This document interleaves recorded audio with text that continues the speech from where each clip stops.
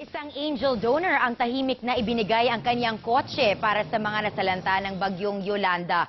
Kabi-kabila rin ang paraan ng mga artista para makalikom ng pondo para sa mga binagyo. Nagpapatrol si Marie Lozano. Nakasalampak sa sahig habang nagre-repack ng mga relief goods sa gitna ng mga volunteers ng Red Cross. Di mo iisiping isa sa kanila ang sikat na celebrity na si Angel Locsin.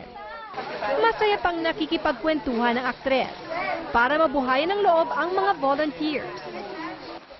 Sa gitna ng pagbabatikos sa bagal ng dating ng relief goods, idinaan na lang niya to sa gawa. Huwag abusuhin ng mga tao. Naiintindihan ko na syempre may mga nagugutom, may mga ganyan, kaya nagmamadali tayo. Pero sana yung mga binibigay makakarating. Alam mo yun, makakarating talaga sa dapat. Hands-on si Angel sa repacking.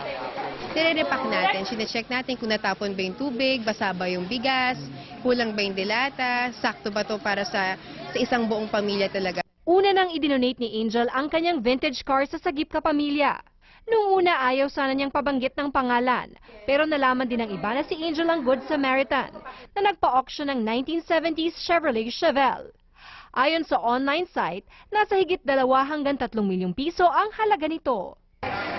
Isang angel din ang nanguna sa fundraising ng fashion industry.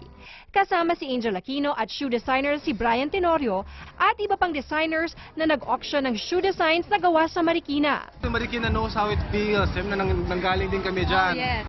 Mamahaling sapatos naman ang naisip ibenta ng stylist na si Liz Uy at Bianca Gonzalez. Layo nilang makalikom ng pondo para makabili ng cadaver bags sa mga biktima ng bagyo. Mga salvage wood o punong binaha na ginawang magagandang accessories ang ipinakitang halimbawa ng awarded accessories designer na si Ann Oh. Di lamang fundraising sale ang ginawa ni Ann. Ipinakita rin niyang maaaring gawing eco-fashion ang mga naiwan ng bagyo para magsilbing halimbawa sa iba.